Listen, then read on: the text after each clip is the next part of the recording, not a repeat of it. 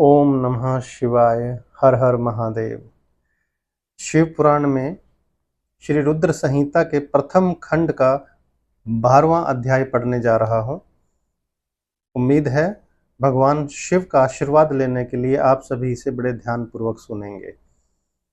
इस अध्याय में हम वर्णन करेंगे किस तरह से भगवान विष्णु ने देवताओं को उपदेश दिया और शिव भक्ति के बारे में बताया। नारद जी बोले, ब्रह्मा जी, अब ये पूरी कथा क्या चल रही है? देखिए, नारद जी ब्रह्मा जी के चरणों में बैठे हैं कि मुझे शिव तत्व का ज्ञान दीजिए। उसी श्रृंखला में ब्रह्मा जी और नारद जी का वार्तालाप हो रहा है। नारद जी बोले, ब्रह्मा जी, आप धन्य हैं क्योंकि आपने अपनी बुद्धि को शिव चरणों में लगा रखा है। कृपा कर इस आनंदमय विषय का वर्णन सविस्तार पुनः कीजिए। ब्रह्मा जी ने कहा, हे नारद, एक समय की बात है जब मैंने सब ओर से देवताओं और ऋषियों को बुलाया और क्षीर सागर के तट पर भगवान विष्णु की स्तुति कर उन्हें प्रसन्न किया। भगवान विष्णु प्रसन्न होकर बोले, हे ब्रह्मा जी एवं अन्य देवगणों, आप यहाँ क्यों पधारे हैं? आपके मन में क्या इच्छा है? आप अपनी समस्या बताइए, मैं निश्चय ही उसे दूर करने का प्रयत्न करूंगा। यह सुनकर ब्रह्मा जी बोले, हे भगवान, दुखों को दूर करने के लिए किस देवता की सेवा करनी चाहिए? तब भगवान विष्णु ने उनके प्रश्न का उत्तर देते हुए कहा, हे ब्रह्मा, भगवान शिव शंकर ही सब दुखों को दूर करने वाले हैं। सुख की कामना करने वाले मनुष्य को उनकी भक्ति में सदैव लगे रहना चाहिए। उन्हीं में मन लगाएं और उन्हीं का चिंतन करें। जो मनुष्य शिव भक्ति में लीन रहता है, जिसके मन में वे विराजमान हैं, वह मनुष्य कभी भी दुखी नहीं हो सकता। पूर्व जन्म में किए गए पुण्यों एवं शिव भक्ति से ही पुरुषों को सुंदर भवन, आभूषणों से विभूषित स्त्रियां, मन का संतोष, धन संपदा, स्वस्थ शरीर, पुत्र पौत्र, अलौकिक प्रतिष्ठा, स्वर्ग के सुख एवं मोक्ष प्राप्त होता है। यानी मनुष्य को जो चाहिए इस जीवन में वो सब कुछ मिलता है। कैसे? शिव भक्ति से, शिव के आशीर्वाद से।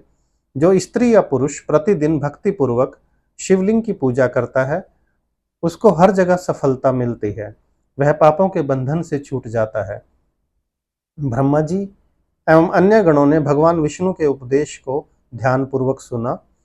भगवान विष्णु को प्रणाम कर कामनाओं की पूर्ति हेतु उन्होंने शिवलिंग की प्रार्थना की।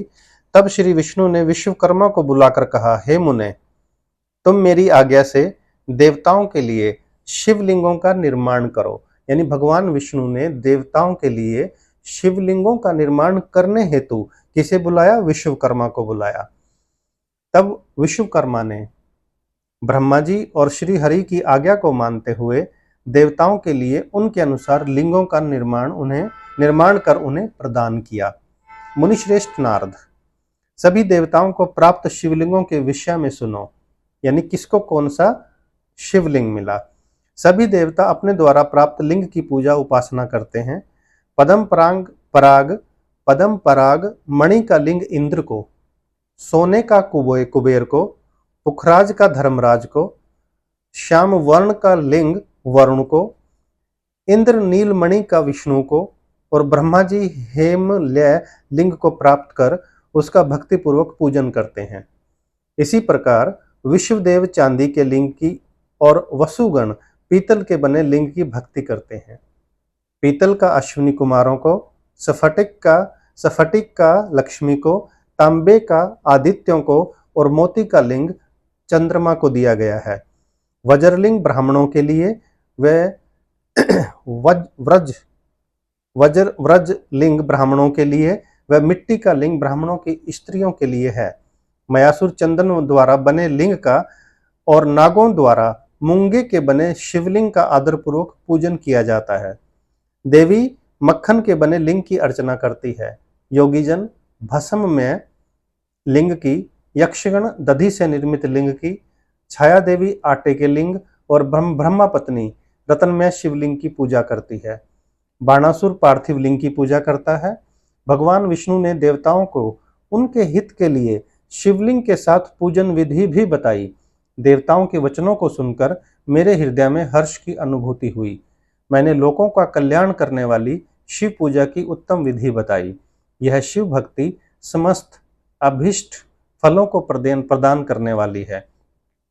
इस प्रकार लिंगों के विषय में बताकर ब्रह्मा जी ने शिवलिंग व शिव भक्ति की महिमा का वर्णन किया।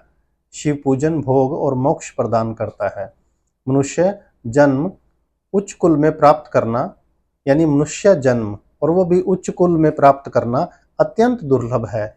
इसलिए मनुष्य रूप में जन्म लेकर मनुष्य को शिव भक्ति में लीन रहना चाहिए। शास्त्रों द्वारा बताए गए मार्ग का अनुसरण करते हुए, जाति के नियमों का पालन करते हुए कर्म करें। संपत्ति के अनुसार दान आदि दें। जप तप यज्ञ और ध्यान करें। ध्यान के द्वारा ही परमात्मा का साक्षात्कार होता है। भगवान शंकर अपने भक्तों के लिए सदा उपलब्ध रहते हैं। जब तक ज्ञान की प्राप्ति ना हो तब तक कर्मों से ही आराधना करें। यानी जब तक शिव भक्ति का पूरा ज्ञान ना हो तो आप अपने कर्मों से, यानी सत्य कर्म कीजिए, उससे भी आराधना कर सकते हैं। इस संसार में जो जो वस्तु सत असत रूप में दिखती है अथवा सुनाई देती है, वह पर ब्रह्मा शिव रूप है। तत्व ज्ञान न होने तक देव की मूर्ति का पूजन करें। अपनी जाति के लिए अपनाए गए कर्म का प्रयत्न पूर्वक पालन करें। आराध्या देव का पूजन श्रद्धा पूर्वक करें, क्योंकि पूजन और दान से ही हमारी सभी विघ्न व बाधाएं दूर होती हैं। जिस प्रकार मैले कपड़े पर रंग अच्छे से नहीं चढ़ता, इसे ध्यान से सुनिए सभी। जिस प्रकार मैले कपड़े पर रंग अच्छे से नहीं चढ़ता, परंतु साफ कपड़े पर अच्छी तरह से रंग चढ़ता है, उसी प्रकार देवताओं की पूजा अर्चना से मनुष्य का शरीर पूर्णतया निर्मल हो जाता है। उस पर ज्ञान का रंग चढ़ता है और वह भेदभाव आदि बंधनों से छूट जाता है। बंधनों से छूटने पर उसके सभी दुख दर्द समाप्त हो जाते हैं और तब तक सभी देवताओं में श्रेष्ठ भगवान शंकर की मूर्ति का पूजन करें। उसके सभी दुख दर्द समाप्त हो जाते हैं और मोह माया से मुक्त मनुष्य शिव पद प्राप्त कर लेता है। मनुष्य जब तक गृहस्थ आश्रम में रहे, याद रखिए, अब ये जो गृहस्थ आश्रम में है उनके लिए है, मनुष्य जब तक गृहस्थ आश्रम में रहे तब तक सभी देवताओं में श्रेष्ठ भगवान शंकर की मूर्ति का प्रेम पूर्वक पूजन करे। भगवान शंकर ही सभी देवों के मूल हैं। उनकी पूजा से बढ़कर कुछ भी नहीं है।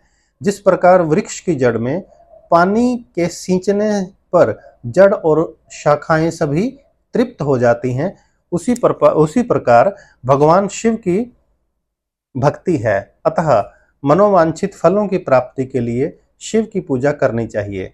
अभिष्ट फलों की प्राप्ति और सिद्धि के लिए समस्त प्राणियों को सदैव लोक कल्याणकारी भगवान शिव का पूजन करना चाहिए। तो इस अध्याय में हमने देखा कि किस तरह से भगवान विष्णु की कृपा और आदेश से सभी देवताओं को उनके अनुरूप शिवलिंग मिले, उनको पूजा विधि बताई गई और अंत में हम सभी मनुष्यों को कहा गया कि मनुष्य योनि में जन्म लेना ही अपने आप में सर्वश्रेष्ठ है। तो इसका हमें लाभ लेना चाहिए। वो लाभ कैसे लिया जा सकता है? शिव पूजन करके, शिवलिंग की अर्चना करके, उनका आशीर्वाद लेकर, हर तरह का आशीर्वाद लें, हम सभी का कल्याण होगा। ओम नमः शिवाय। हर हर महादेव।